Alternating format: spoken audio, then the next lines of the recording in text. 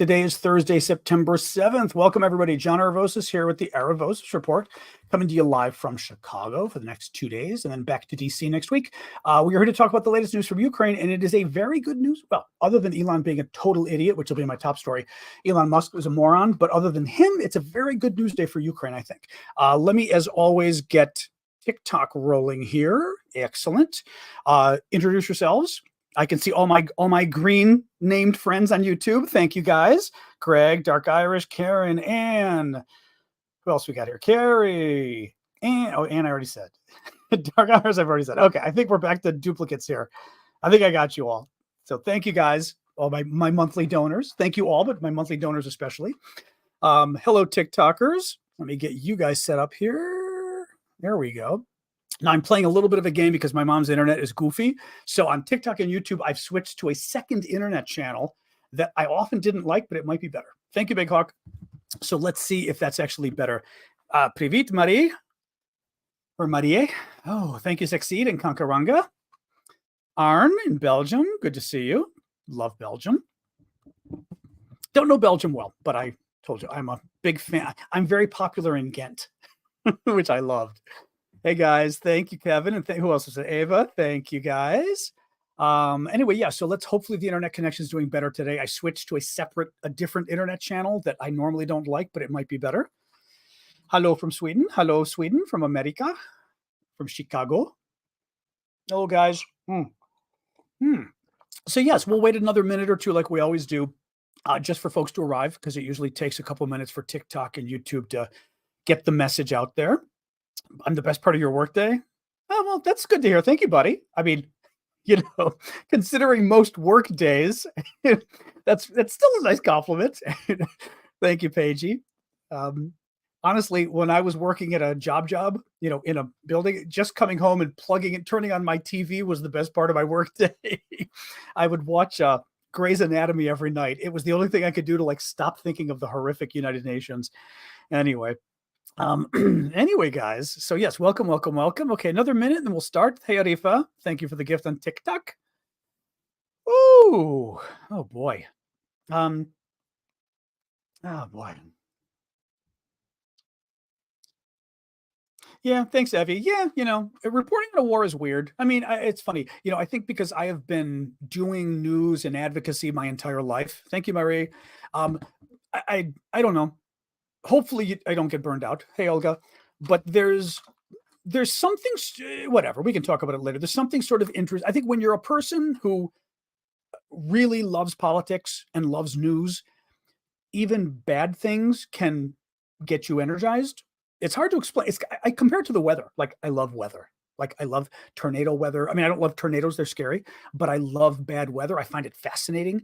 Thank you, Ellie. So it's the same kind of thing. Stories like this get me energized. They're bad stories, but it just being able to deal with this and work with it and hopefully help on it just is energizing. I don't know. What do you do? Definitely not president. All right, guys, let me get rolling. So welcome all. I am John Aravosis. This is the Aravosis Report, coming to you live from Chicago this week. I am back to Washington, D.C. next week, so I'll see you guys there. Thank you, Ellie, for the gift on TikTok. The way the show works, as always, I will find my notes, might help. I will talk to you guys about the latest news for half an hour, maybe longer, who knows. And then second half of the show, take your guys' questions, whatever you want to talk about. I mean, keep it to Ukraine, but whatever you want to talk about. And that's what we do. So to help me out, as I always say, if you guys can, I appreciate the TikTok gifts. Any of the gifts that fly on the screen, I will do a special shout out for all of those. So thank you. Assuming I see them. Usually I see them.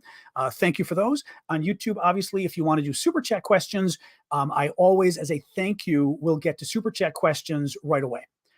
That is, thank you, 8 Life and Marcy. As my thank you to you, basically, the next thing I talk about will be your question. So thank you. And I will always do a super chat question, even though the other questions I try to, but I can't get to all of them. So there we go. Thank you, Pedro. All right, guys, let's get rolling here. So it's day 561 of Putin's special 3-day military operation in Ukraine. Before I talk about Elon Musk, I want to do a quick request to folks, okay? You know how we do a lot of fundraisers?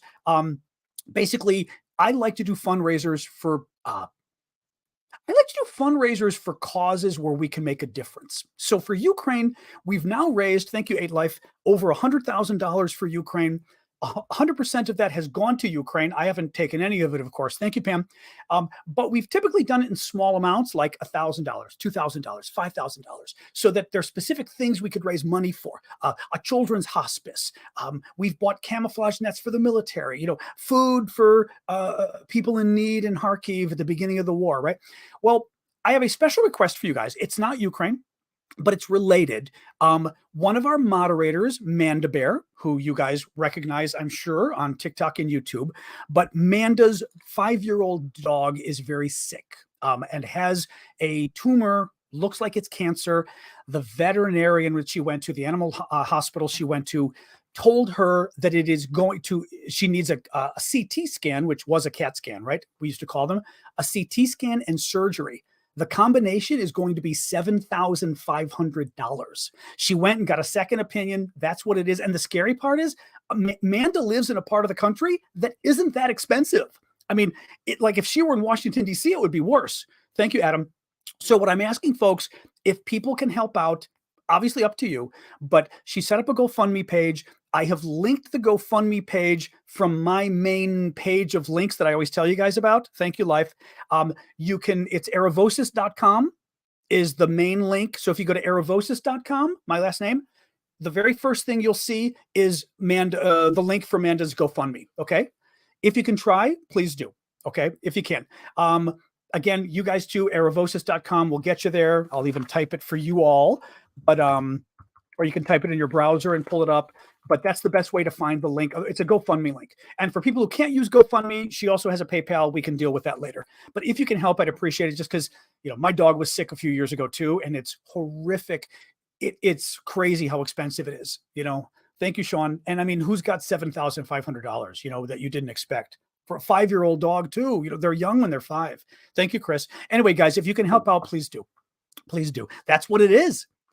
The scan, she can tell you, but the scan is like $2,500 and the surgery is $5,000. I mean, it's crazy. Absolutely crazy. That's what it is though in this country. I'm going to save your question for later, Memento. I will try to answer it later when we do the question part later on. Thank you, Chris, for the gift, and Sean. 6Evo was asking with a super chat question.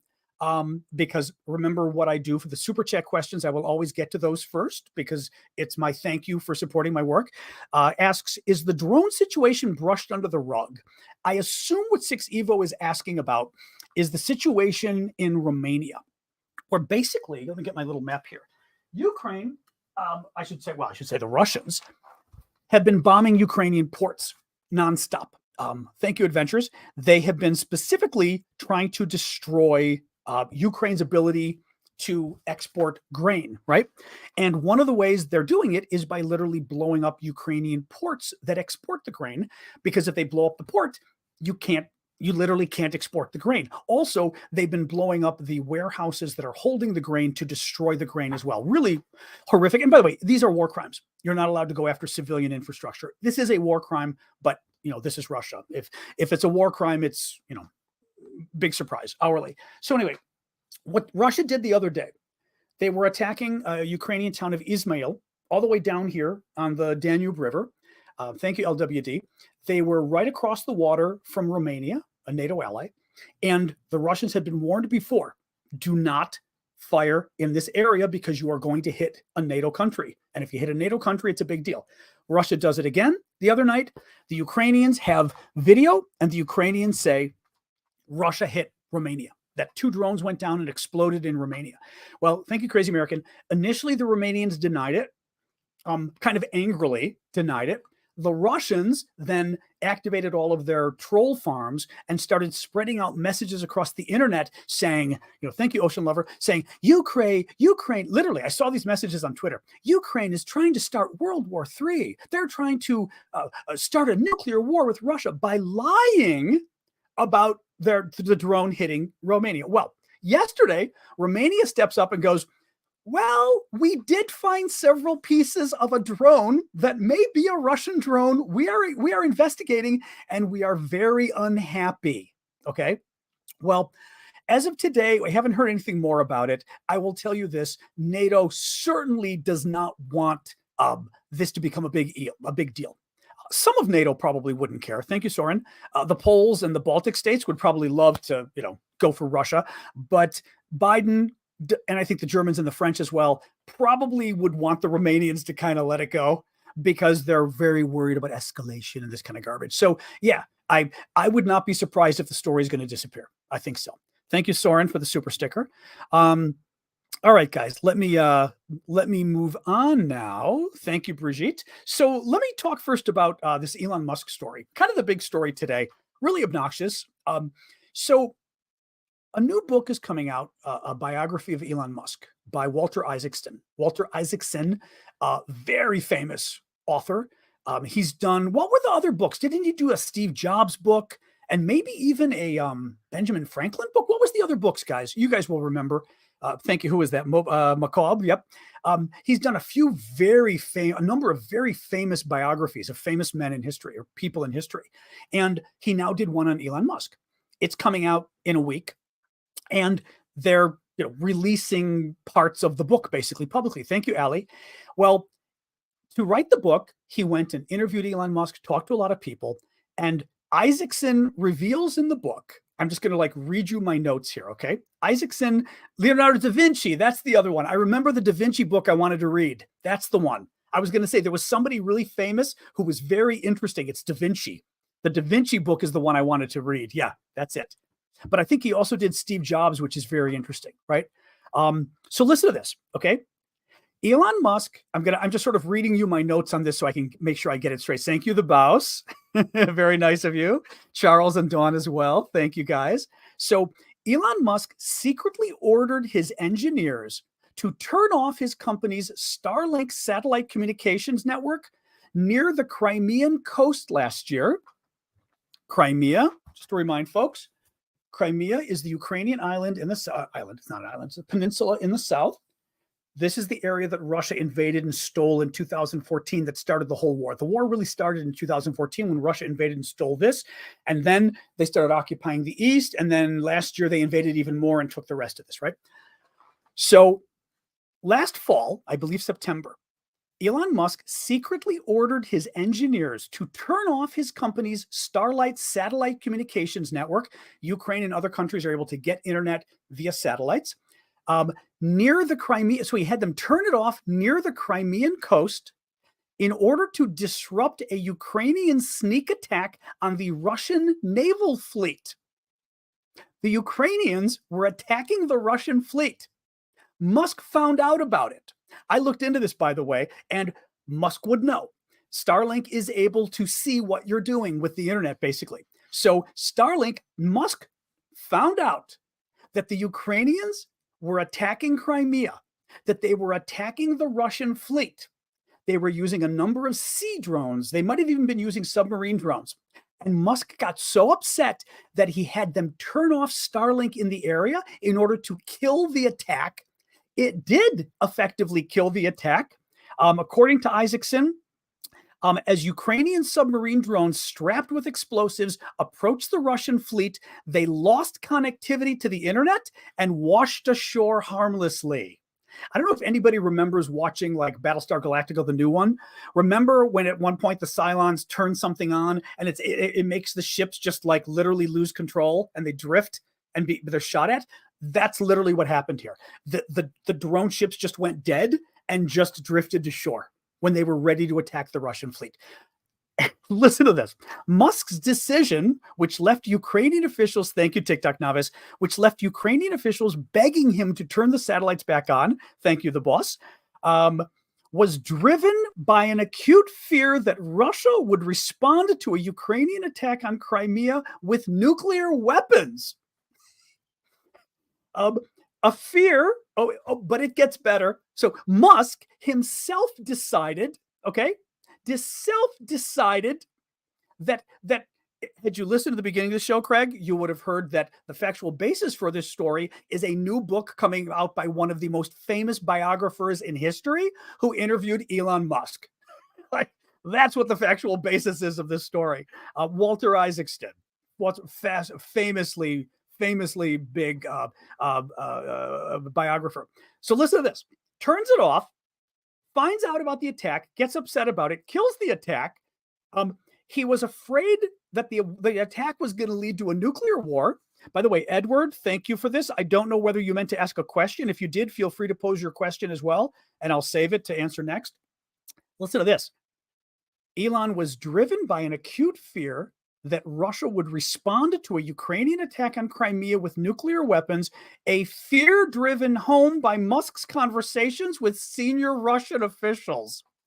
This idiot got on the phone. Russian officials got him on the phone and said, "We will nuke you if you do this."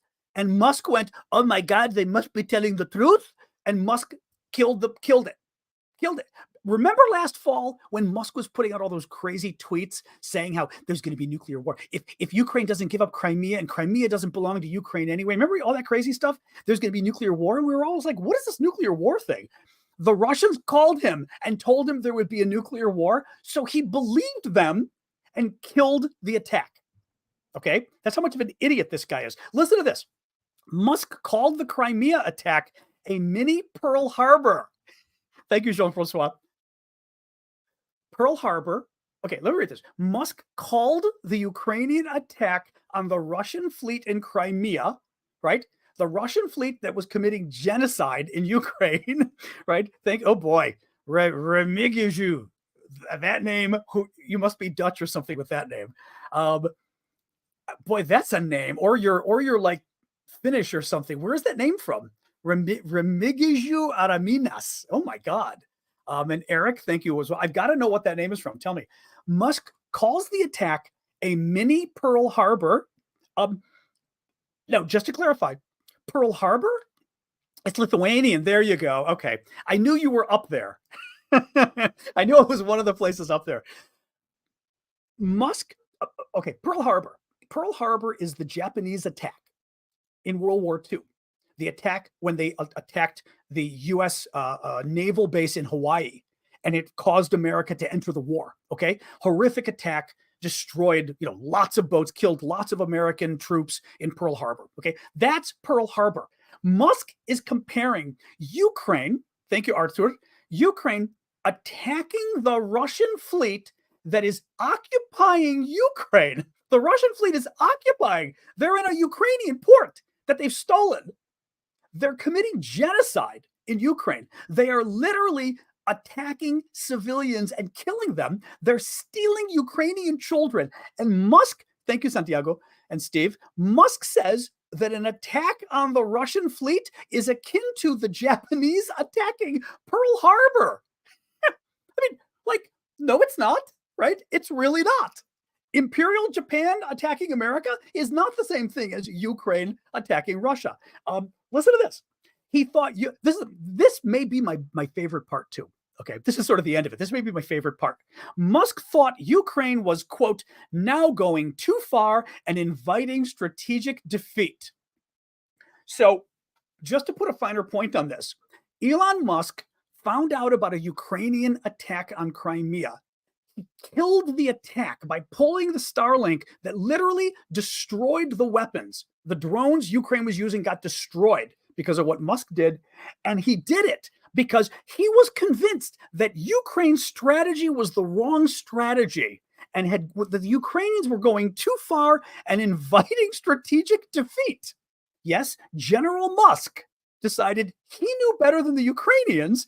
Do you get, what's really concerning here is this, he's a nut. This nut runs SpaceX, right? He runs this huge space exploration company that the that the US is beholden to because they're the only company that does this. Nobody else does what Starlink, what SpaceX does, so that Musk doesn't have a choice. The US doesn't have a choice. It is incredibly dangerous. He has lots of defense contracts, incredibly dangerous. I've had security clearances. I've had big security clearances. I had code word, top secret, above top secret security clearances. Like the security clearances that Trump got into trouble for with the documents. Those are the clearances I had. It's a big deal getting big security clearances. Musk, I guarantee you, has a big security clearance, right? Because of what he what he does with SpaceX. You would not keep a security clearance after cavorting with senior Russian officials, after literally sabotaging foreign military operations because the Russians told you to.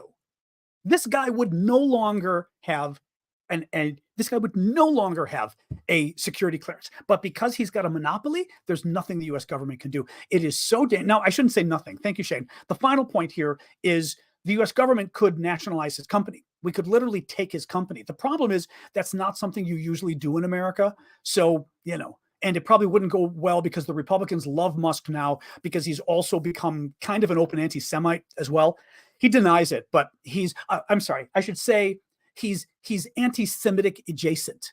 He's anti-Semite adjacent, I think is the words the kids would use today. So the right wing loves him. The MAGA right loves him. The far right loves him. The racists, homophobes, and anti-Semites love him.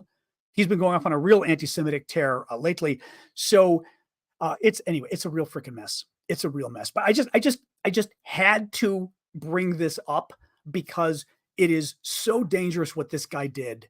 And my final point here, and I bring this up too because, as I told you guys, I like to bring up stories that I think matter, but also that inform you on a higher level, right? That hopefully open your eyes to something bigger. This story, what is Elon Musk going to do when the US government goes to war with China over Taiwan, which could very well happen? What's he going to do?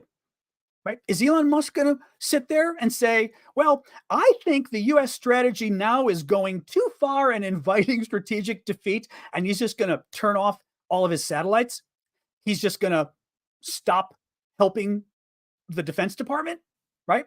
Because Elon Musk thinks that the Defense Department's decision for a certain attack on Taiwan, thank you, Annette, is the wrong attack because the Chinese called him. And by the way, thank you, Aid Life.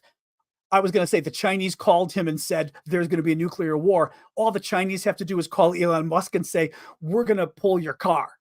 We're going to hurt your business in China. And then let's see what Elon Musk does, right? I mean, anyway, horrific human being, absolutely horrific human being. Okay. Thank you, Mama, for that. All right. I'm going to have a sip of my tea and then let's talk about the better news. We have a lot of good news today, actually. Thank you, Nicola and Laurie. So better news today. The U.S. Defense Intelligence Agency Director of Analysis gave an interview with The Economist today, and he said there is a realistic possibility that Ukrainian forces can break through the remaining Russian defensive lines on the southern front by the end of 2023. Now, when he's talking about that, he's talking about basically that. Now, breaking through the final lines is interesting. I don't know whether he means he's talking southern front, he's talking down here. Whether he means getting all the way to Melitopol, which is the goal here, right, is for Ukraine to be able to cut this in half. Oh, sorry, Game Legend. I meant to get to your question. Cut this in half or not. But I think he means to get down to Melitopol probably. Thank you, Chad. And he's saying he thinks there is a realistic possibility of Ukraine getting here by the end of 2023. So that means, several more months from now. He adds, which I thought this was very interesting. Had we had this conversation 2 weeks ago, I would have been slightly more pessimistic. Interesting. Right? So basically, all the news we've been hearing about the last week or so is what is legitimate, that Ukraine really turned a corner in the last week or two. Now, hello from Kherson. Oh, hello, Udachny. Nice to meet you. Thank you for joining us. But very interesting. So very interesting. That's good news. He adds Ukraine's breakthrough on that second defensive belt. So Ukraine's broke through a main defensive line. Now they're going through the second one. Ukraine's breakthrough on that second defensive belt is actually pretty considerable. So he added, this is U.S. Defense Intelligence Agency, so the intelligence branch of the U.S. military, saying that Ukraine breaking through now this second line of defense is really quite significant, which is very interesting. So this is good. Right? So very good news. Let me see here. 526. I'll do a quick pitch. It's 526. So one of the things, guys, it is good news. Hey, Bill. One of the things I give you guys a quick little pitch on is to support my work if you can, because I do this for free. And I can't afford to do it for free. Thank you, Ruben. So I'm always hitting you guys up for the gifts on TikTok, which, by the way, thank you, that Ruben, for the YouTube super chat, super questions. Game Legend, I'm getting to you next. Thank you, your mommy, because I am doing this full time, and the only way I can do it full time is somebody helping me pay the bills, basically. And you guys do that through all of your gifts, so thank you for that. Now, another way you guys can help is by doing memberships. And I don't want to spend a lot of time talking about this. Thank you, Martin and Maurice. But basically, on YouTube, for example, there's YouTube memberships. You'll see the folks whose name are in green, like Laka. Oh, hang on. Oh, Flower Lady's doing a cool new gift. Oh, that's way okay. I'm going to guess that was far too generous of you. Thank you. Chad's competing with another cool gift too. But wow, those two were fabulous. Thank you, guys. Wow, that was beautiful. I mean, I don't mean to knock you, Chad. That first one was even cooler, but Chad's was great too. So thank you, Chad. But that first one, I've never seen the first one before. That was insane. Wow. Thank you. But thank you both. That was really sweet of you. Thank you. Thank you, your mommy. Yes. So what you can do is there's ways of signing up for memberships, which basically means you support my work with a monthly gift. Now, YouTube, you can buy YouTube memberships. You should be able to do it with a button at the bottom of the screen by the chat box, a $sign. If it doesn't work, there's a link that maybe the mods have. I've got to sort of set that up in advance for you guys to have. But you can get it through the About section on my YouTube homepage. But there's a link to go to memberships. And basically, it's all the folks in green, like Laka there, his name in green.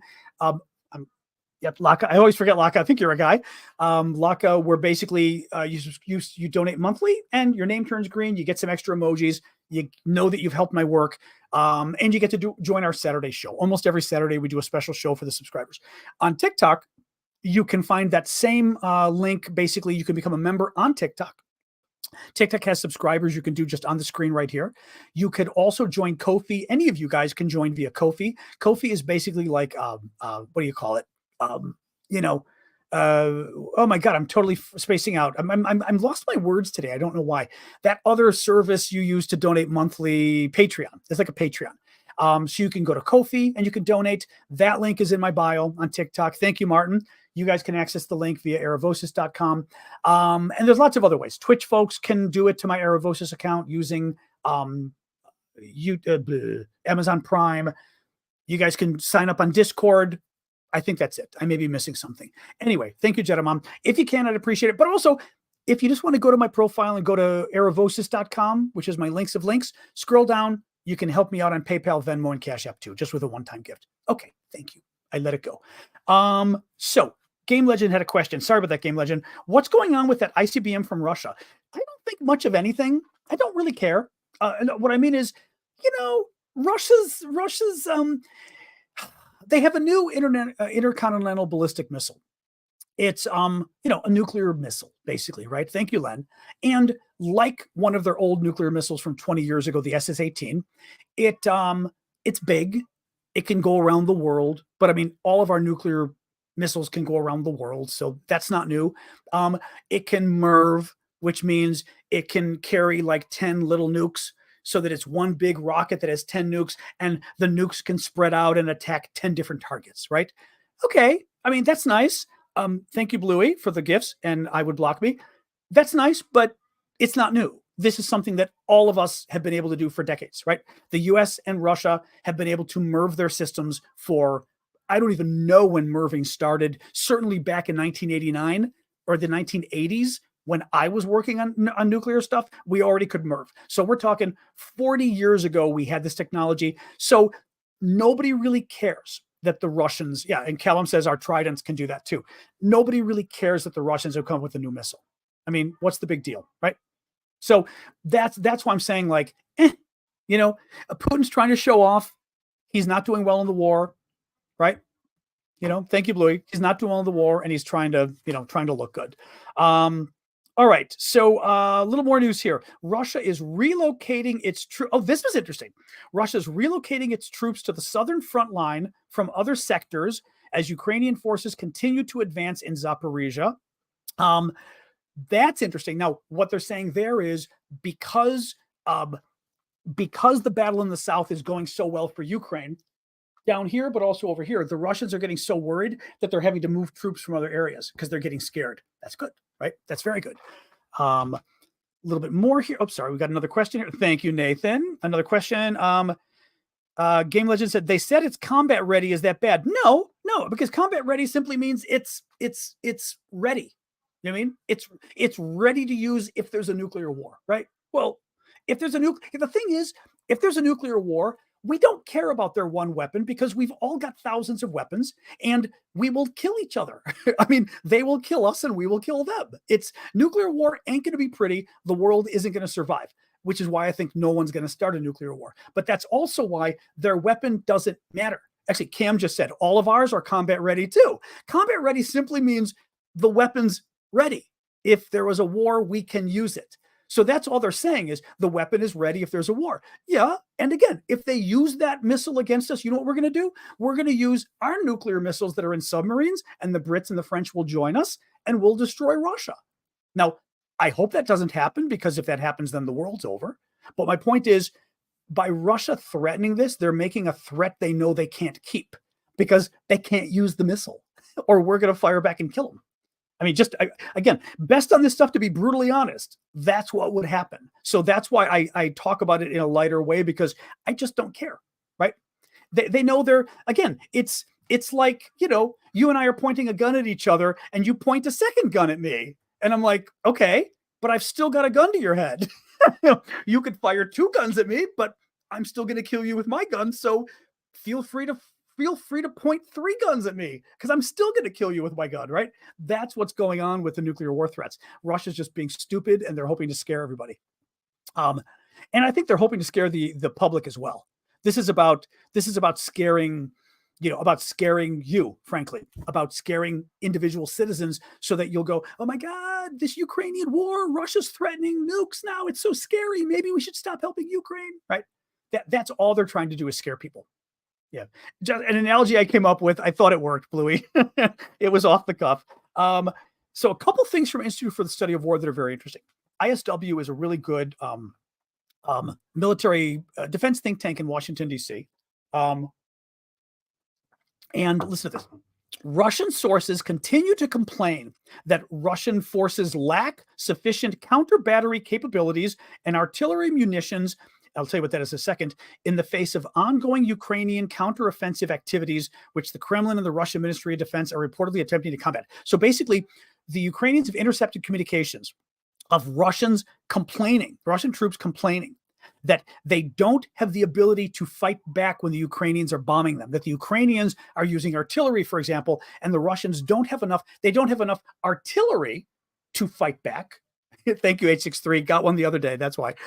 They don't have enough artillery to fight back, but it sounds like they also don't have, when it says counter battery capabilities, that sounds like they're also talking about, and this is a little beyond my expertise, but you get like certain weapons. Thank you, Chief. With the radar, where the radar is able to sort of see, very easily where the artillery is coming from. And that way you're able to shoot back immediately and blow it up. That basically they're saying counter artillery radar. Thank you, Cam. There you go. It's called counter artillery radar. And you use it for basically, you fire at me with your artillery, my radar sees it and immediately shoots back and blows up your artillery, right? The Russians are lacking in that, and they're also lacking in the actual munitions and the actual artillery shells, and they're openly complaining about it, which is great. Another story from ISW. Thank you, not Jedrick. Ukrainian counteroffensive operations in the Donetsk Zaporizhia Oblast. That would be these two regions. Okay. So that would be the main counteroffensive, which is over here in Zaporizhia. And I would say the second main counteroffensive, which is the one over here in Donetsk, right? There's a lot of other battles, right? There's still little skirmishes going on here by the river in Kherson. There's still the battle at Bakhmut up here. There's still the battle at Kupiansk up here, big battle where the Russians are fighting back, right? But the two big counteroffensive battles are here and here in the south, okay? This is Donetsk, this is more Zaporizhia.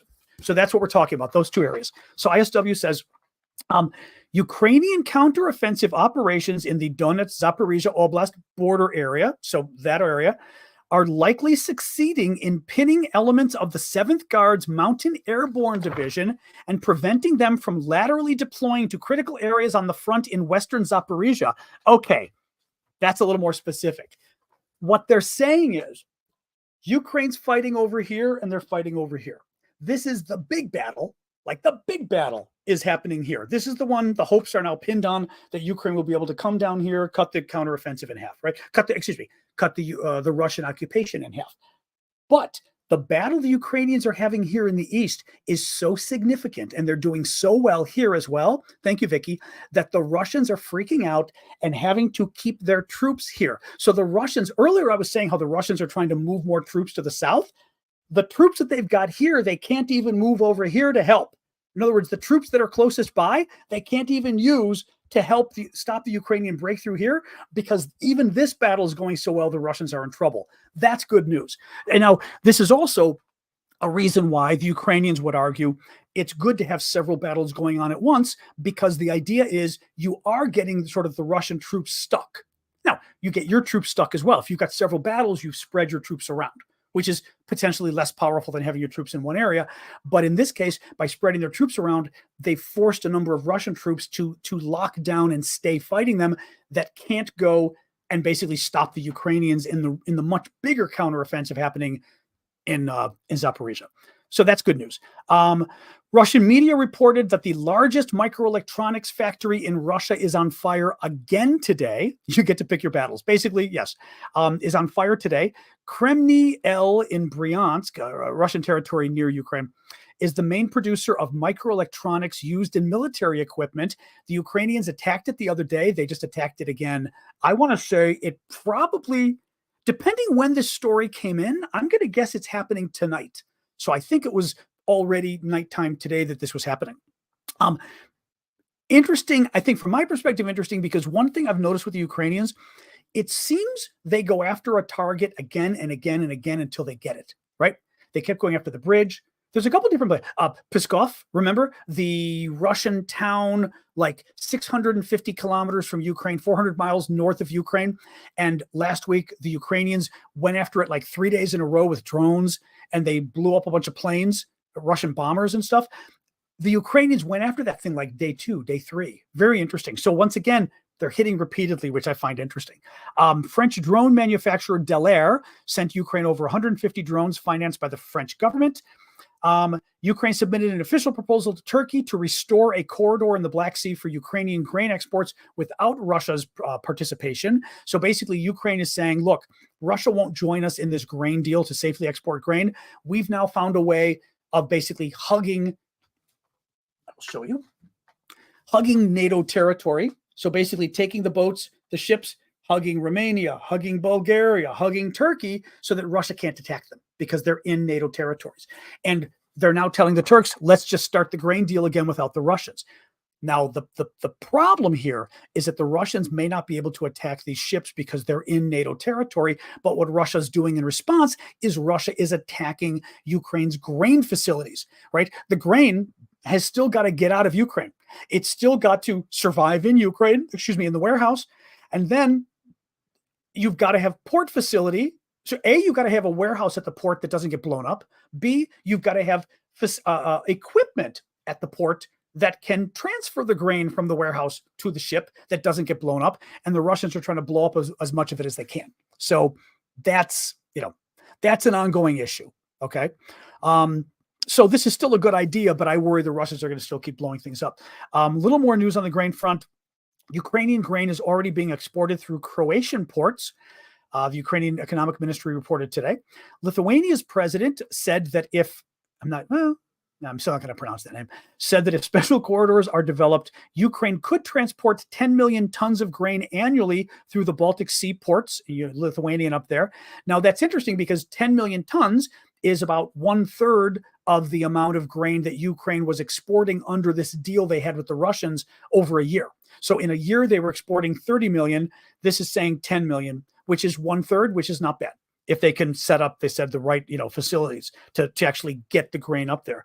And finally, again, big surprise, tonight the Russian forces again attacked Odessa Oblast, which is southern Ukraine, huge port of Odessa down here.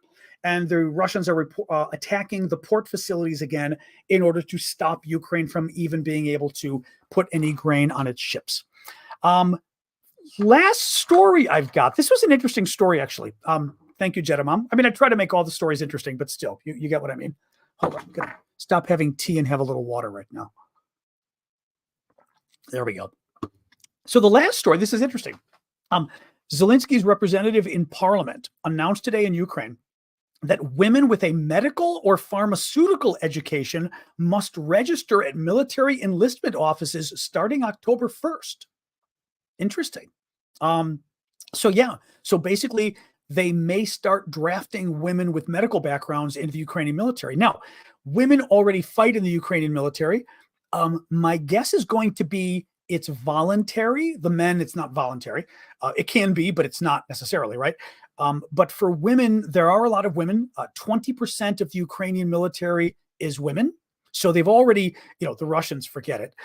They've already been quite open to women, but this is actually saying they're going to start drafting women or at least preparing for the possibility of drafting women who have medical backgrounds. So very interesting. Now, the medical backgrounds are super important for saving troops, of course, right? All right, we can get to our Q&A and everything. Let me do a quick little pitch about something, by the way. Something else I'm going to pitch you guys on. Not that any of you would know, but you never know. Anybody in the States, but particularly Chicago. Crazy little thing to throw out here, but we are looking for a Ukrainian refugee, possibly, in the Chicago area who might be interested in working to help my mom as a caregiver. My mom's 93, can get around with a walker, but, scary, but she does. I mean, she does okay, but she can't really cook for herself anymore. She needs help getting out of bed in the morning, going to bed at night, things like that. And she needs somebody to help. And we're trying to find somebody. And one of the ideas we had the other day was, what about a Ukrainian? If somebody who's a refugee, because Chicago, right? Big Ukrainian city to start with. Anyway, just mentioning it out there. Anybody of you guys with connections to the Ukrainian community, because I know obviously some of you do, but just trying to see if anybody has any idea of people in Chicago, again, particularly women maybe who are refugees, who are looking for work, who are, nice. We're Greek Orthodox or we're Greek, so there's that similarity. Anyway, just want to throw it out there. Anybody ideas? You can reach out to me on any of these services. TikTok you can send a message. Actually, you could always email me. My email is mylastname@gmail.com. Okay. So mylastname@gmail. So if you have any ideas, I've reached out to some Facebook groups, etc. So anyway, if you can. All right, guys, let's do Q&A. So open it up here. So questions, comments, let's talk. What do we got? Ooh, Shadeblade, I want to say, yeah, that's Taiwan though. I don't really want to get into Taiwan. You know what I mean? Because it's not relevant to this. We try to keep this discussion to Ukraine. You know what I mean? That's the only thing. But I saw that. I think that was the one that said we would win, but it would be bloody, I think, right? I think that's the one. What else we got, guys? French drones are silent with various surveillance. Yeah, I was wondering. So one of the stories I told you guys earlier was France is providing 150 drones. And I was curious about the drones because 150 might not be that many. But depending what the drone is, it could be really significant, right? It just depends. The French drones, we don't know what kind. They're the drone manufacturer Delair sent Ukraine 150 drones. But I was kind of curious about that. Yeah, the cardboard drones are the Australian ones. So no update on those, but they're very good. Sweden joining NATO, there won't be any news yet. Thank you, Chezak, because we're waiting for the Turkish legislature to ratify it, and they're not back from recess or vacation or whatever until October. So nothing's happening till October, and even then, Erdogan's been playing games. He said in July, well, the Turkish parliament isn't ready. They're not convinced, as if he doesn't control the parliament. The Turkish parliament isn't convinced that Sweden should join NATO. So Sweden will need to take these 2 months to convince the Turkish parliament that they're worthy. It was just like, go away. He's such a jerk. But anyway, that's the latest. So there is no latest, and there won't be any latest until October. So unfortunately, Deemer's asking a good question. Why don't they use the Bayraktar anymore? I don't have the details on this if anybody knows, but the Bayraktar, the Russians were starting to find ways of co-opting it. Whether they were, I'm trying to remember if they were jamming. I think they were jamming it, I think. So it was becoming less useful, but recently Recently, Ukraine started using the Bayraktar again, and it was quite successful. There was something in the last week I read about Ukraine using the Bayraktar. Is it the jamming, Chazak? That's what I thought. They are using, but it's jammed more. Okay, that's what I thought. But there was something in the last week that Ukraine is used the Bayraktar for some very effective attack, and people were like, "Whoa, it's back!" So that's the issue. It wasn't a matter of not having enough. It was the Russians were getting better at jamming it. But I'm not. But yeah, in the last week there was some story about the Bayraktar that was a really good story about Ukraine using it. But I don't know whether that means they partially got around the jamming or what it was. You know. Okay. Callum, here you go. Callum says the drone company released a firmware update to prevent jamming. Okay, there you go. So that's what changed. Yep. I mean, we knew something changed. Okay, that makes sense then. Okay, good. Very good. F-16 news. There isn't any, Albert, but there really won't be any. I mean, the F-16, not there won't be any, but Ukraine, the first batch of Ukrainians are undergoing undergoing training on the F-16s. And okay, thank you, Yulia. Just got a text from Yulia saying she was going to ask around as well for help for mom. So thank you. The training is going on. It'll take 4 to 6 months. I hope my sound is still okay. Did it go bad again? How did that? You know what's interesting? Hold on. I'm going to unplug and replug. Now, sorry, my mic for you guys is okay. The mic went batty on TikTok. All right. How about now when I plugged it back in? You know what's funny? Yulia just texted me, and I think, okay, I'm going to unplug this, guys. How's that? Is that better? Yulia just texted me, and for some reason, the text message, wait, it didn't get better? Oh, TikTok, I hate you.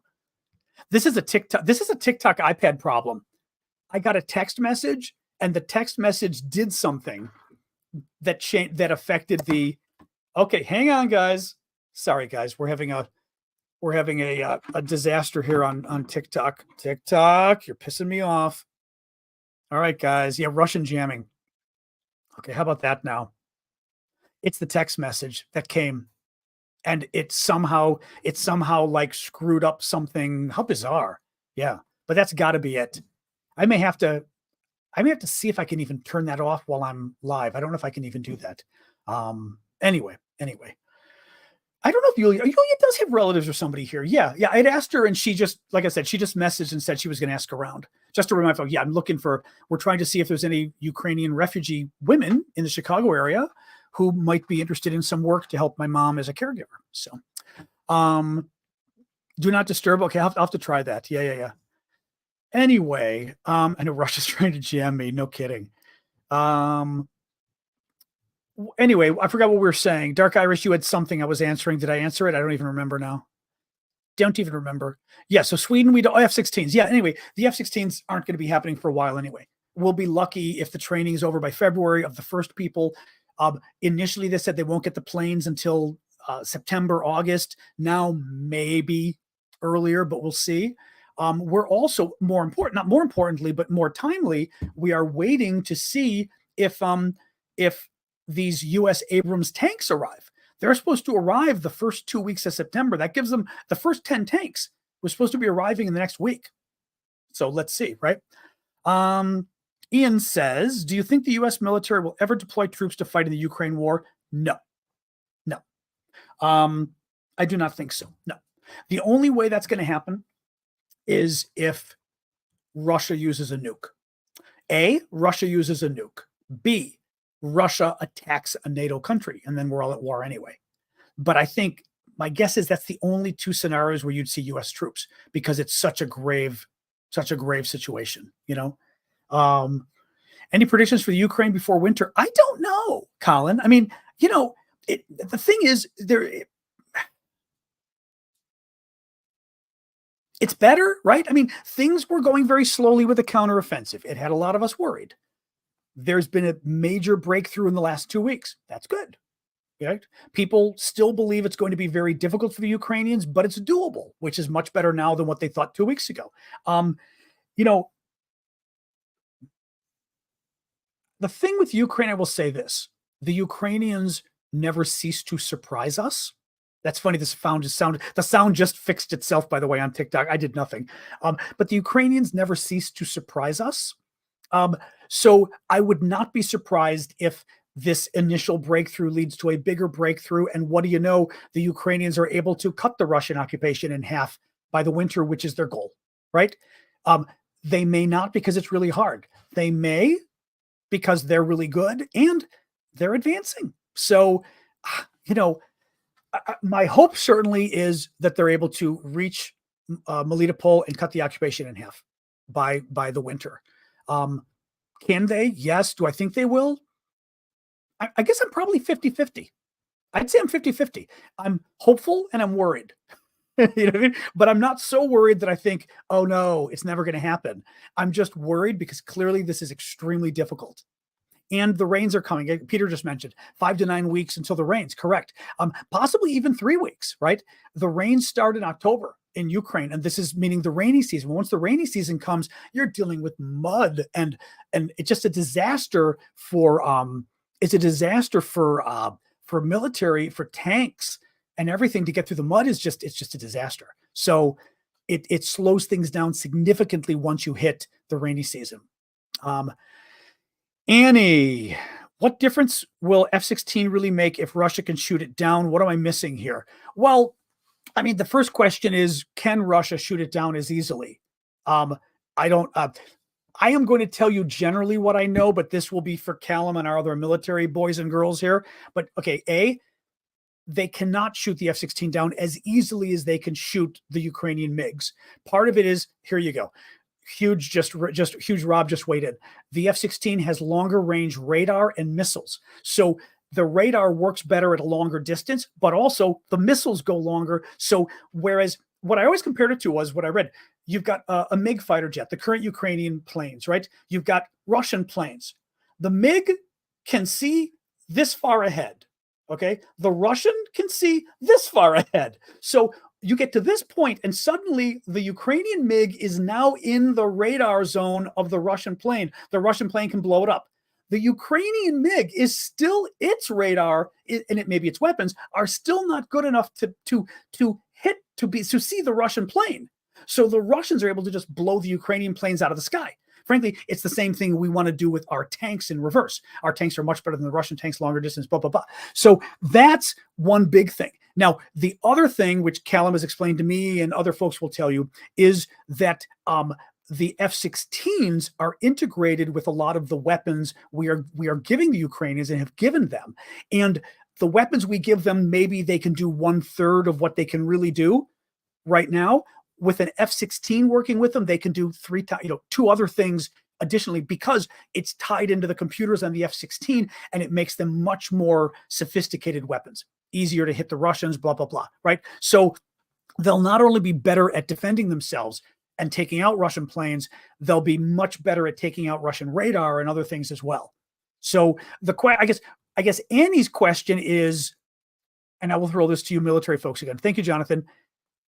How much of a threat is the F-16 still going to be under from the Russians blowing them up? Is it still going to be very difficult for the Ukrainians to protect the F-16s?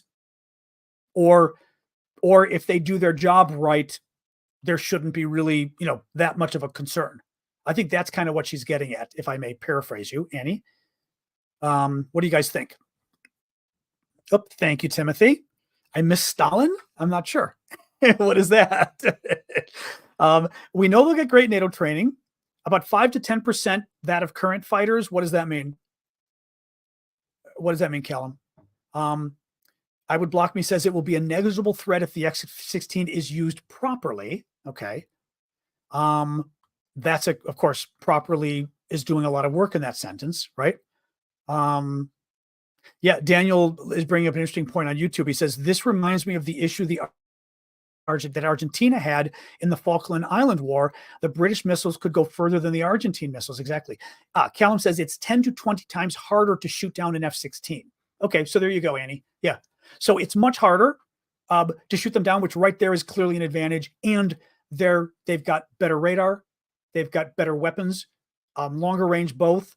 And the weapons are integrated with the plane, the F-16, to a degree that make the weapons way more effective overall, which is something the Ukrainians can't do right now. We gave them the weapons and basically jerry-rigged, or maybe they jerry-rigged, or we helped them, the Brits helped them figure out how to do that, how to make it work.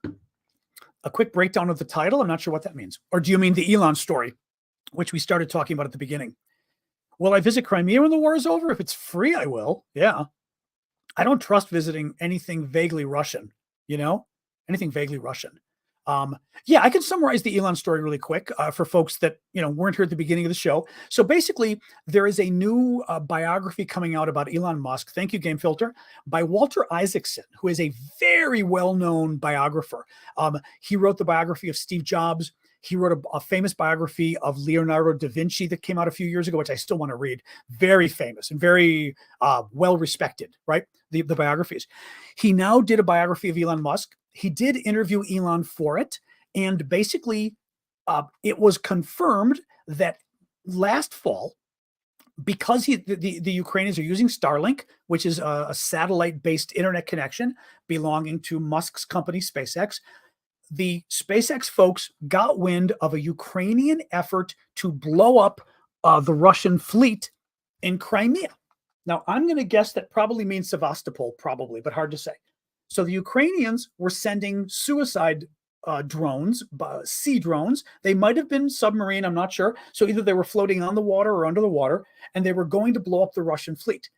They got right to the fleet almost, and Musk found out and got pissed off because, get this, the Russians called him, senior Russian officials called him and said, if Ukraine attacks Crimea, it's going to be nuclear war. We're going to use our nukes. And Musk believed the Russians, freaked out, pulled the plug on the internet just as the Ukrainian drones were ready to attack. It killed the drones. The drones literally floated to shore lifeless and got destroyed by the Russians. And he killed the attack on the fleet because Musk believed the Russians when they called him and said, we're going to go nuclear. And Musk got scared. And then later, another quote from him was he compared it to Pearl Harbor, that the Ukrainians attacking Crimea, which is Ukrainian territory occupied by the Russians, attacking the Russian fleet that's committing genocide in Ukraine is just like Imperial Japan attacking America in World War II. This guy, so yeah, he's a POS. Anyway, let me look here. Oh, there's Annie's. Thank you again, Annie, for that. Robert is asking, sorry. Oh, thank you, Sheila. Robert says, would you assume that the Defense Department are risk assessing Musk and have appropriate mitigations and alternatives to relying on his technology for anything medical critical military? I would say absolutely the Pentagon is worried about Elon Musk. Yes. Absolutely the Pentagon is, when I say worried he's going to go cuckoo during a crisis. Elon has made clear that he's a little crazy as far as I'm concerned. He's clearly a child at heart. I mean, in his mind, he's a bit of a child. He's petulant. He gets upset and makes decisions based on literally Twitter trolls. If enough Twitter trolls tell him something, he believes it and then goes zoom and does it. So that Elon, just like he did in Ukraine, could decide to cut off the U.S. Pentagon at some point because a Russian general called him and said, we're going to use our nukes. And Elon just cuts off the Pentagon, right? While we're invading, Taiwan to rescue it from China or something. I guarantee you the Pentagon is worried. I guarantee you the Pentagon has talked to SpaceX about it. The problem is SpaceX has a monopoly on what we need from them, generally speaking, with the spaceships going up into the launches and everything else. So the problem is, can they mitigate it? Can they find alternatives? I would not be surprised, especially because this is the Biden administration, so they're going to be a little more clear thinking than some administrations. I think they absolutely are probably looking at alternatives. They're saying, is there any other industry leader we can help develop? Basically, can the U.S. government help any other competitor of SpaceX who does satellite internet, but who also does, rocket launches? Is there anybody else we can help? And I don't know the answer to that. Thank you, Bluey. But he is a danger, and they're not stupid. They know he's a danger. because he's too capricious. I mean, he's like, it's right. He just literally the wrong, cat turd on Twitter could tell him, and Elon would say, yes, you're right, we must cut off. Elon would have a Twitter poll. Let's have a Twitter poll on whether we cut off the Pentagon and just cut off all of their weapons. Oh, okay, 90% of the anti-Semitic, Nazis say we should cut off the Pentagon. Okay. And Elon would do it because he's crazy. So yeah, they're worried about it. I guarantee you they're worried. But again, what can they do, Robert? I don't know what they can do. I mean, they may not be able. They're going to have to build up some alternatives. So they start to diversify in some way. Sorry, people are saying, I had a buddy work on F-18s, said they tried it. I'm not sure what the it was. Sorry, you guys are talking to yourselves here. Yeah. Blue Origin, but their owner is nuts too. Is Blue Origin, that's not the Amazon one, is it? Or that's another one. Okay. It's another lunatic. Loose cannon. Yeah, loose cannon, but I mean, he's worse than loose cannon. He's a loose cannon, but he's pretty freaky. He's pretty freaky,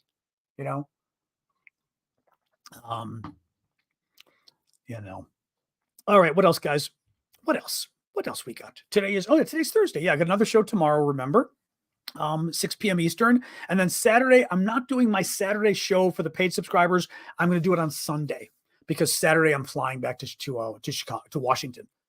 Where, by the way, a lot of people coming down with COVID. We're getting a lot of people coming down with COVID here in Chicago and also in Washington as well. One of my neighbors has it. Mrs. Biden has it. But it's clearly back. Status on the ambulance looking for tires. Yes, we... hang on. I got another little video here, I think. Vlad sent me a little video update. They were able to get the tires, and hang on here. They were just shipping them off the other day.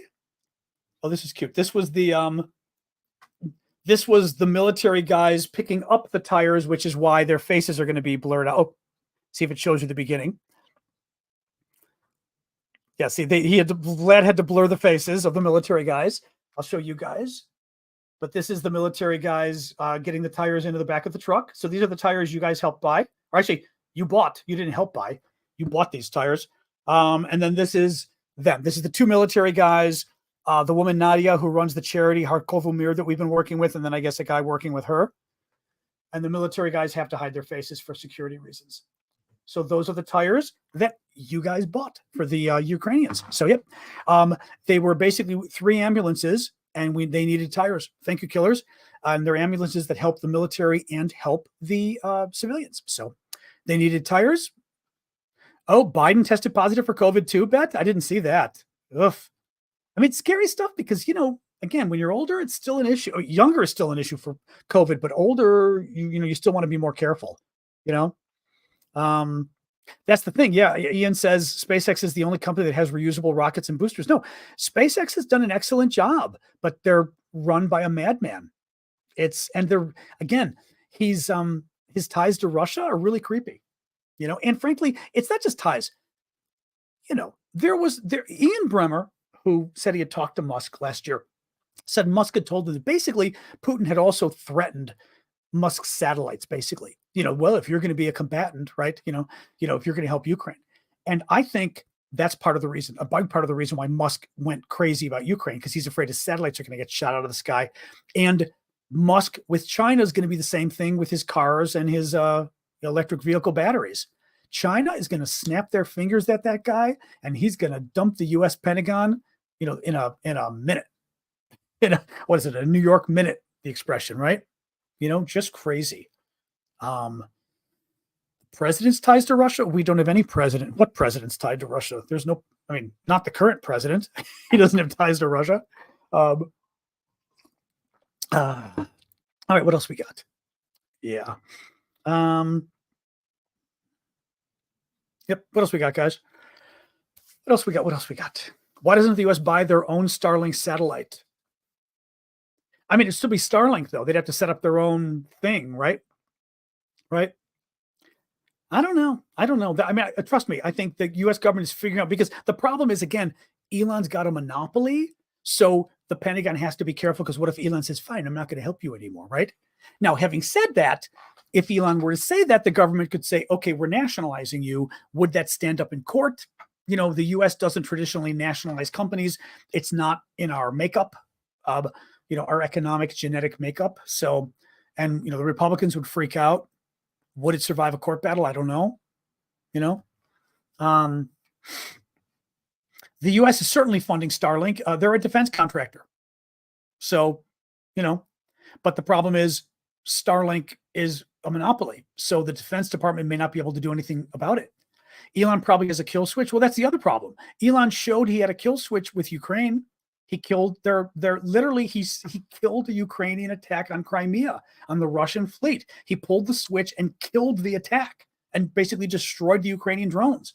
I mean, he could do the same thing to the Pentagon. I think he would. I mean, that's the scary thing, you know, very scary. You know, I've not been seeing anything about Slovakian elections. The leading candidate is very anti-Ukraine. That's scary. Wow, that's scary. In Slovakia, another Orban. That's fabulous. Great. Great. Oh, what else, guys? Oh, I'm going to yawn at you now. Oh. Well, I hope DOD is able to keep themselves separate. Vivek and Ukraine policy. Look, Vivek is the Indian American guy who's running for president. Republican, very charismatic, I will say. People like him because he's charismatic. He's, I think, not very bright. He's certainly not very informed. He's been saying a lot of crazy things, especially about Ukraine. He's the guy who said the reason he wants the U.S. to stop funding Ukraine is because he's afraid like Muslim warlords will take over in Ukraine just like they did in Afghanistan, and we'll have a new Taliban in Kyiv just like Afghanistan. And it was just like, really? You think Taliban warlords are fighting in Ukraine against each other? And if the Russians win and we pull out our support, like if the Russians win, the warlords of Ukraine are going to take over the country? I mean, no, he's an idiot. He's an idiot, but he's charismatic. And unfortunately, in today's America, I would also say today's world, being an idiot is not a disqualifier for being president or being a prime minister, right? So he's crazy, but you know, he's charismatic, and they, as we know, they like charisma on that side of the aisle, sadly. So doesn't matter if he's crazy. But yeah, he's a car salesman. And correct, he's as Andy said, he's auditioning for VP. He wants to be Trump's vice president, clearly. So he's trying to be Trumpier than Trump, which is why he knows Trump generally is not good on Ukraine. So he's trying to be even more so. But literally, my favorite, the warlords, that was my favorite though. There's a great video of him saying, and the warlords will take over Ukraine. And you're like, the warlords? Those would be the Christian warlords? I mean, really? The Cossacks? I mean, what is that? Ukraine. I mean, Ukraine's got a lot of problems, but fighting warlords is not exactly one of Ukraine's problems. Oh God. Yep. Okay, Robert, you just posted again. Did you do it by accident? I answered your question. You saw that. I talked about your question a minute ago. What else we got, guys? Oh, I don't even know about it. Stobo's asking about a recent US ICBM test. I mean, honestly, same thing as the Russians though, right? You know, it's not like, I mean, I'm glad our ICBMs are working, but it's not like it's anything new that suddenly we can beat Russia. You know, the whole idea behind our nukes and their nukes is we can destroy each other, and that helps keep the peace. It's called mutually assured destruction theory, you know? So yeah. What else, guys? Anything else here? Or we can always wrap it up if we're done. I don't want to drag this out too long on folks. Federal Customs building is currently on fire in Moscow. Oh, that's nice. That's cool, Samuel. Interesting. F-16s, we're not going to hear anything for a long time because remember, they're training. They're training the Ukrainians for the next 4+ months on the F-16s. So they're certainly not going to get them until they're done with the training. That could be March or later, you know?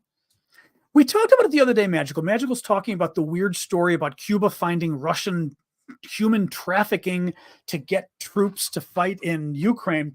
The one thing I saw the other day was, because the story's weird, like, why would Russia human traffic Cubans, and why would the Cuban government get upset about it publicly when Cuba and Russia are like this? Somebody mentioned Wagner and Prigozhin. What if this was a Prigozhin thing, first of all, and Putin doesn't want to do it?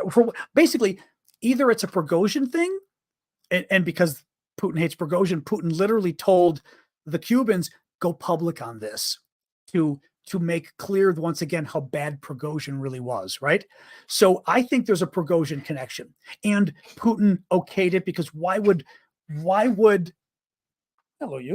the Russians even do a secret human trafficking ring in Cuba for troops? That's just weird, But also, why would the Cubans go public and risk their relations with Russia? I don't buy it. So it makes sense. Yeah, that was my poor dog Sasha hacking for a moment there, as older dogs will, like cats. All right, guys. What I'm going to do? I'm going to do a quick summary of the stories, and I think call it quits. I don't like to drag this on too late when people start leaving. All right, quick summary of the news. Day 561 of Putin's 3-day special military operation. Musk has derailed a crime. I talked about Elon Musk derailing a Crimea attack that the Ukrainians were launching to attack the Russian fleet last fall. Musk got wind of it. The Russians basically told him to kill it, and he did. Crazy story. You can go look at the replay on YouTube. Defense Intelligence Agency officials said there is a realistic possibility that Ukrainian forces can break through the remaining Russian defensive lines on the southern front by the end of 2023. That's good news. Russia is relocating its troops to the southern front line from other sectors. In other words, the Ukrainian battle in the south of the counteroffensive is worrying the Russians so much that they're moving troops from other battles in Ukraine.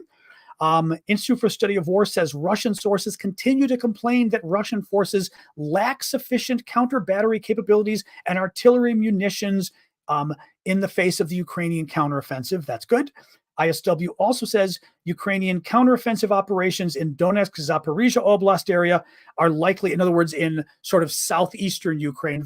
There's two areas, the counteroffensive, in essence, the easternmost one, that basically they're going so well in the east that they're pinning down Russian troops who are not able to now go and help the battle a little further to the west where the Ukrainians are really kicking butt. So the Russians aren't able to send the reinforcements from the east because the Ukrainians have got them pigeonholed, which is good. Russian media reported that the largest microelectronics factory in Russia is on fire again tonight. This happened again a couple days ago. The French drone manufacturer is sending Ukraine over 150 drones financed by the French government. Ukraine has submitted an official proposal to Turkey to restore a corridor in the Black Sea for Ukrainian grain exports without Russia's participation.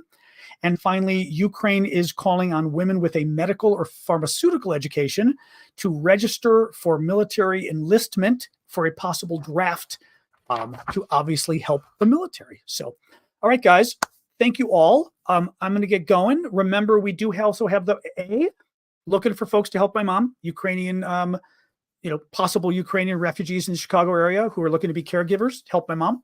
So anybody knows people tied in with the Ukrainian community in Chicago, please let me know. And secondly, Manda, our wonderful moderator, her dog is sick, 5-year-old dog, cancer, really nasty. $7,500 vet bill to do the surgery and the CT scan. So we've got a GoFundMe up to help Manda if people can help. Obviously, it's a lot more money than she's got. Dog's only 5 years old. So if you can help, please help. Go to my profile on TikTok, click the link, and you'll see the top thing is for Manda's GoFundMe. You guys can go to Aravosis. Either of you can go to aravosis.com. So at aravosis.com, you will also see the link for the GoFundMe, and just go Aravosis. Thank you, Magical. Aravosis.com is my page of links. Thank you, Ernie. And the very top link will be Manda's. So if you can help her, please do, guys. Because like I said, I've been there. Like, it's crazy with pet bills, but $7,500. I think she's in the South somewhere. It shouldn't be as, I don't know that she wants to say, I don't want to say where she is. She is in a smaller area of the country, and it's still that expensive, unfortunately. Yeah. So if folks can help, on TikTok, like I said, click the link in my bio that says Linktree, and the very first thing that come up on the page, you'll see Amanda's GoFundMe. Click it. You'll be on her GoFundMe, or just go to aravosis.com, which is my page of links. And again, the top thing will be the link to Manda's GoFundMe. Anybody abroad, if you can't use GoFundMe, talk to us, because we've also got Manda's PayPal to help as well. So if you could. All right, guys, thank you. If you can help, I appreciate it. All right, guys, let's see you tomorrow then, all right? 6 o'clock Eastern time, US, Friday night. I will see you guys again. All right, thank you all. Good night. Boom.